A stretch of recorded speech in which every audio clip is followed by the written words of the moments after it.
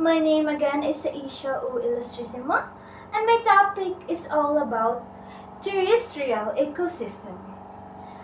What is terrestrial ecosystem? Terrestrial ecosystem are ecosystem formed by interaction of biotic and abiotic components on land. But before that, what is biotic and abiotic components? Let's make it clear. Biotic and abiotic.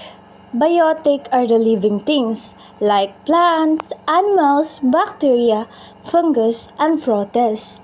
And abiotic is a non-living things like water, soil, air, minerals, and lights. Major ecosystems that occur over wide land on ecosystem are called biomes. What is biome? A biome is an area classified according to the species that live in that location. Temperature range, soil type, and amount of light and water are unique to a particular place and form that niches the specific species, allowing scientists to define the biome. However, scientists disagree on how many biomes exist. There are major types of ecosystem: the forests, grasslands, deserts, and tundra. First is forests. Forests are areas with many trees and a wide variety of plants and animals. They develop where the temperature is not too hot in summer and not too cold in winter. The ecosystem of forests. There are food, fluid, fiber, oxygen, biodiversity, fertile soil, medicine, wildlife shelter, water, fodder, and timber. Second is grassland. Grasslands are wide open areas covered mostly by grasses. They are found between forests and deserts and exist on every continent. Grasslands are known by different names: prairies in North America, steppes in Asia, pampas in South America, and velds in South Africa. There are two types of grasslands: the savannas and temperate grasslands. The savannas, which are tropical grasslands with scattered trees and seasonal rainfall. The second is the temperate grasslands, which have the flower trees and mix of grasses and flowers. Grassland ecosystem. There are decomposers, producers, which is the grass, primary consumers, the grasshoppers, secondary consumer, the birds, then tertiary consumer, the snake. Third is deserts. Deserts are hot, dry regions with very little rainfall, usually less than 25 cm per year. Even with harsh conditions, many plants and animals have special adaptation to survive. For example, cacti have swollen roots to absorb water quickly, and camels store water and food in their bodies. Not all deserts are barren. They support a variety of species suited for extreme temperatures. The desert ecosystem. We have the desert animals and desert plants. The desert animals is the camel and the desert plants is the cactus. Lastly is the tundra. The tundra is a cold, frozen region found in the far north, above coniferous forests and below the polar ice. It's flat, often and windswept, with very trees. Soil in the tundra stays frozen most of the year, and the short summer lasts only about 9 weeks. Animals like carabao, mosquitoes, and black fleas are adapted to this cold environment. The tundra ecosystem. We have the flora and fauna.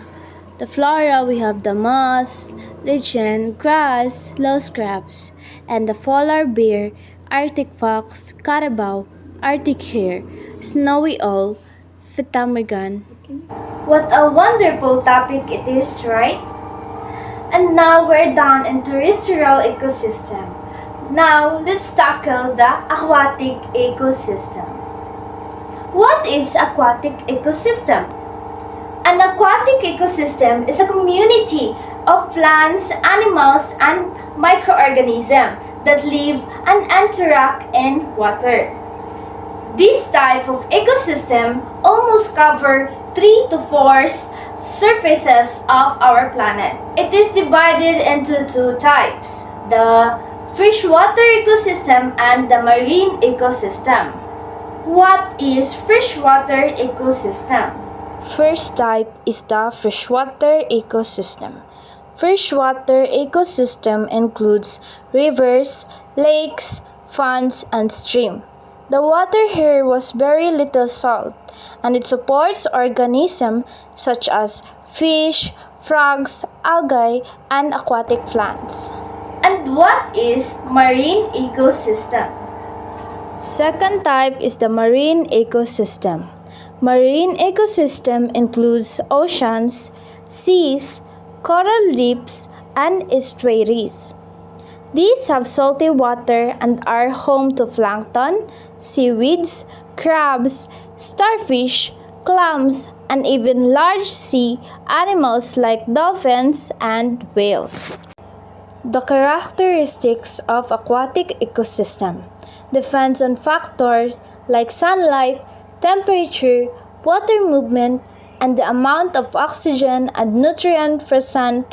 For example, in shallow parts of the ocean, sunlight can reach the bottom, allowing plants and plankton to do photosynthesis and produce foods. However, in the deep ocean, where sunlight cannot reach, some bacteria produce food through a process called chemosynthesis, using chemicals from volcanic vents on the ocean floor. These bacteria become food for other deep sea animals, such as worms, clams, and crabs. Aquatic ecosystems are very important to life on Earth. They provide oxygen, food, and habitats for millions of living organisms. Oceans help regulate the Earth's climate by absorbing carbon dioxide and heat. They also provide humans with important resources like fish, salt, minerals, and even energy.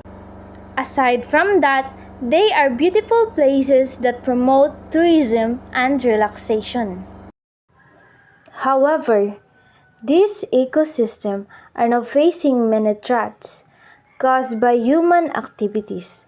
Pollution from factories, plastic waste, and oil spills harm aquatic life. Overfishing destroys marine balance, and climate change causes coral bleaching and melting of polar ice caps.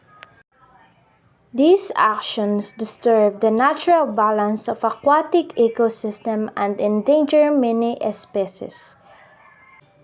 To protect our aquatic ecosystem, we should start by practicing simple but meaningful actions like we must reduce, reuse, and recycle to lessen population. Avoid throwing garbage in bodies of water.